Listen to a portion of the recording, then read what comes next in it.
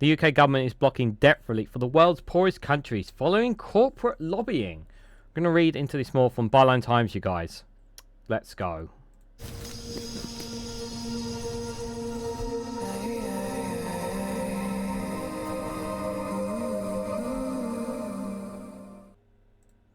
Good morning, good afternoon, good evening, wherever you are in the world. This is Reganelite here with an article from Byline Times with a headline that the UK government is blocking debt relief for the world's poorest countries following corporate lobbying. A groups accuse Keir Starmer's government of undermining poorer nations due to the influence of city lobbyists. Guys, while you're here, make sure you hit the like button and share it across social media so others are notified of this video. This is infuriating, to say the least. It is almost as if the powers to be, those with money, wealth and power, don't want people getting well, want the poorest in society to stay poor, want those who need the most help not get it. And my question is why?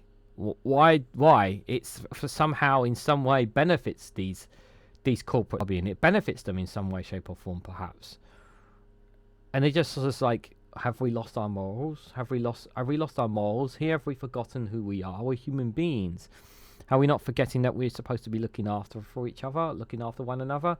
Well, apparently not. Apparently the number one priority is the money in our bank accounts, of course. How much influence we have over each other. That's clearly the priority for these corporate lobbyings, and not the worst people in society who basically starve off and disappear into the abyss. It's just heartbreaking. And one of the things I always try to do is try to put myself in the shoes of these people, and I think to myself, why do you not want these people to get debt relief? Why do you not want these poorer countries to get better? Like, is that not better for corporations and lobbyists, so that the poorest countries actually become better countries? I mean, is that not, like, isn't a growing economy be beneficial to private businesses that could contribute to a country's development? Maybe I'm misreading it then. So the UK government's one of the biggest obstacles to the world's poorest countries securing debt relief. So according to a coalition of aid organisations ahead of a crucial international development conference. Christian Aid, the non-profit Coalition Bond and other campaign groups have accused the UK of blocking proposals that would help developing nations tackle their crippling debt burdens despite promises to reset relations with the global south. Criticism comes as world leaders prepare for United Nations 4th International Conference on Financing for Development, the FFD4 in Seville, Spain from the 30th of June. The week is set to see the most politically significant development negotiations of the decade. On Tuesday, the 18th of June, world leaders in New York agreed a draft agreement ahead of the conference, but it hasn't received heavy criticism from aid groups. It falls far short of the ambition needed to address the worsening debt and climate crisis, poverty and inequalities in the global south, according to the European Network on Debt and Development, Eurodad. Negotiations for it began with ambitious language on sovereign debt, agriculture reform, international tax cooperation, international development cooperation and development finance more broadly. But it has been significantly weakened during negotiations, with many meaningful actions-oriented commitments diluted due to policy priorities of the global north governments, a Eurodad spokesperson has said. Global north governments. Jean Saladida, the director of the European Network on Debt and Development for Eurodad, hit out at the lowest common demeanour agreement seemingly being pushed through. So what began as a crucial opportunity to advance essential reforms that would give global south countries a seat at a decision-making table was ultimately derailed by sustained pressure from global north countries, including the EU and UK, to pursue their policy agenda, she said. The draft of plan, if approved in Seville later this month, would make debt restructuring process faster, more predictable and develop-orientated, while providing developing countries with better tools and support to manage their debt burdens sustainably. Developing nations facing natural disasters would be able to pause debt repayments. Basalinda added, while there has been some positive language in the document at a time when global south countries have been calling for the transformation of the international financial architecture, rich countries have once again shown their reluctance to give up on their grip on the global economic system. Have we forgotten about helping each other in times of need? More than ever, we're seeing, obviously, as well, when you think about the reduction of foreign aid by the US, the UK, and other European allies. How is this beneficial?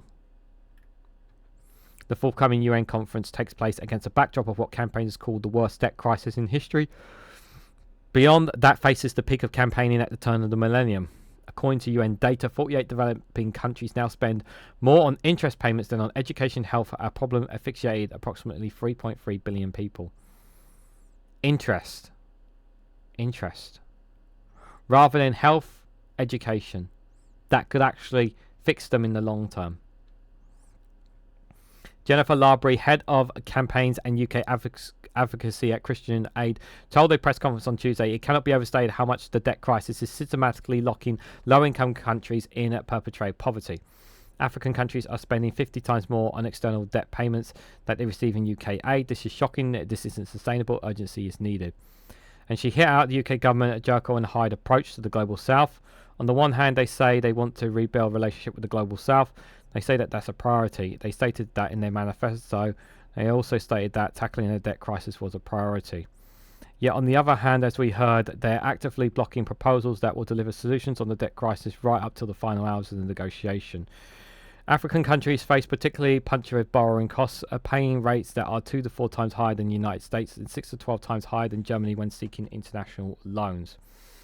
A coalition bond said the UK, along with the EU, is blocking language in the FFD4 outcome document, which would give Global South countries equal representation in the debt negotiations. The UK is also reportedly opposing proposals that would overhaul the International Monetary Fund and World Bank governing structures.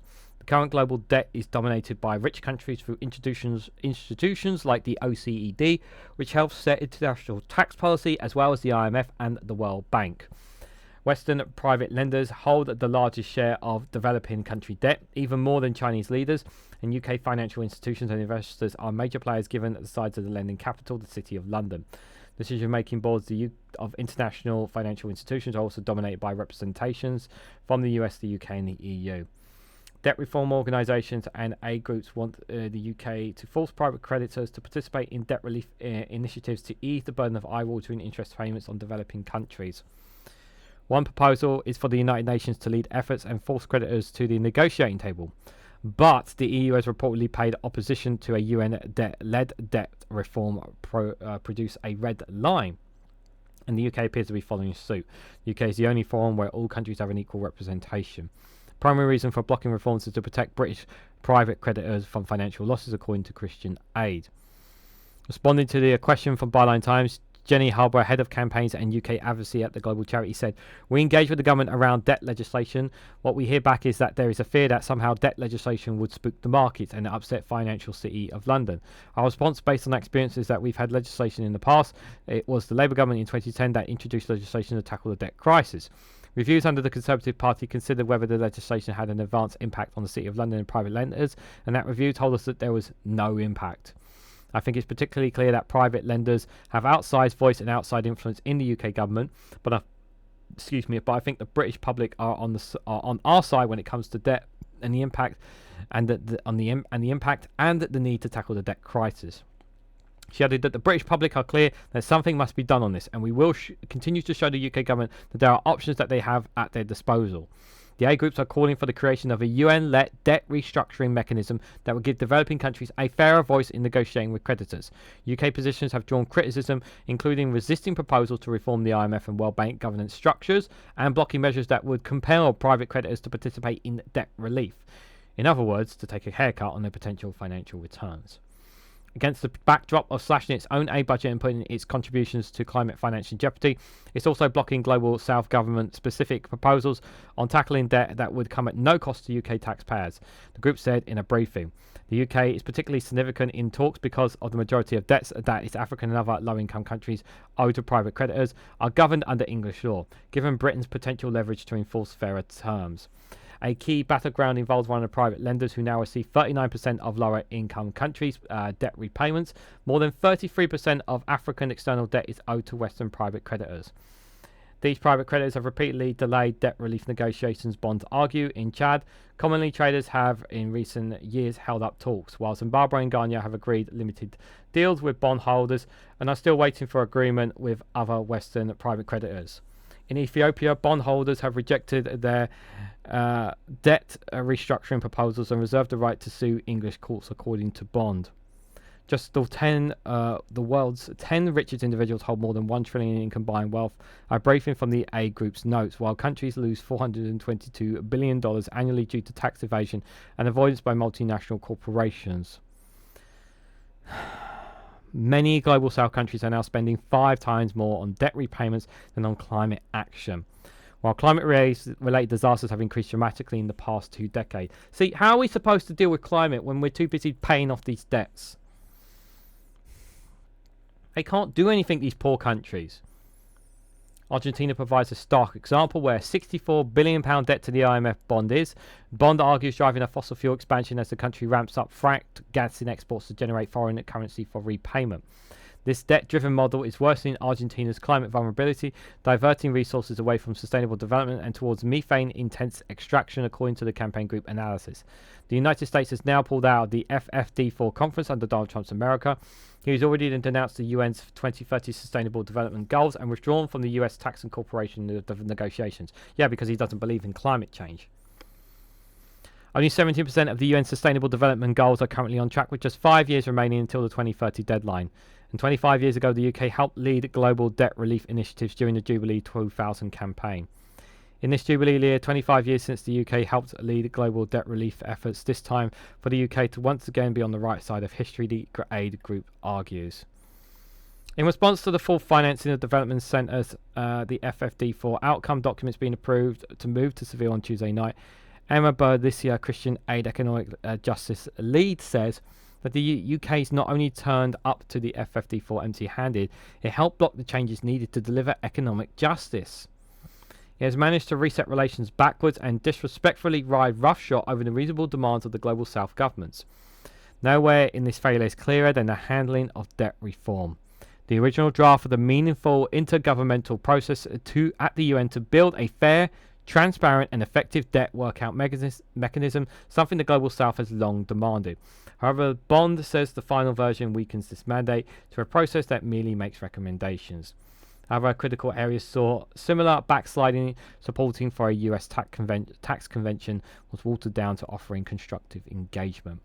Agreed language on climate change was also reportedly removed from the final text, including a reaffirmation of countries' climate finance obligations under the Paris Agreement on Climate Action. And the paragraph on phasing out fossil fuel subsidies was deleted entirely, just as fossil finance soars and climate impacts deepen debt vulnerabilities, Bond said in a statement. The final outcome of the negotiations could determine whether the international community can build on more of a credible global financial system or whether existing debt burdens will be tightened for another generation. At present, it seems to be set up to fail. The Foreign Office did not respond to a request for comment at a time. And there's a link to the draft documents there if anybody wants to read as well on this. If anyone wants to read that as well. What's Britain trying to achieve here? What is this achieving? Like, I ask, what are we trying to achieve here? How is this helping? Like, my general belief is that kicking and keeping poor countries poor, keeping them down, is not good for anyone. It's not good for stabilization. If everyone was given a level playing field, people's lives would improve. People's lives would get better. But we don't want to do that. There's people within power who want to keep the rich rich, keep the poor poor, keep things steady as it goes, keep things as the same establishment and not change things. And they're trying to suppress this as well. Because they want to try and justify that, we can't afford these because X, Y, and Z, or we can't do this because of X, Y, and Z. Like, excuses after excuses after excuses. Who benefits? Apart from the wealthiest. Like, why are we not... We should be doing more to help these countries. We should be helping them get out of these debts. They should be able to build the infrastructures that some of these poorest countries, especially in particular in Africa. We're talking there about Argentina. Some of the countries in Africa. Like, just imagine... Like, you look at the Middle East, you look at how some of the countries in the Middle East, how they have transformed over the last 30, 40 years. Like, look at Qatar, look at Saudi Arabia, look how much they have transformed, right? Thanks to the enrichment and resources that they gathered, that they've had. They've been able to transform their countries. And I just wish that African nations were given a fair crack of an opportunity to be able to do the same. But they're not being given that opportunity. We're always confined to this belief that Africa, that if you're on the continent of Africa, that all these nations are remaining poor, that they will never establish themselves on the same level as the nations of the north of the globe. It's not right. They should be given a fair opportunity to develop and become something. But they can't because of these consistent mounting of debts that are on them. We should be helping them, not blocking them. And in doing so as well, do you know what else it does? It kills people. It kills people. People in these poorer countries. It leads to death. Unnecessary death.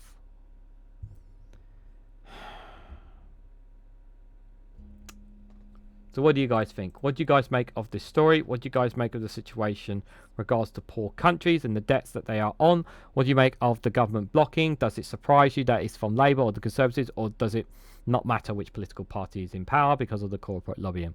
Let me know your thoughts and more down in the comments section below. If you found this video informative or helpful, please hit that like button, share it across social media, subscribe if you haven't already. Check out Rumble and Patreon for exclusive content. And if you want to financially support the work that I do here, you can click the join button down below to become a YouTube member.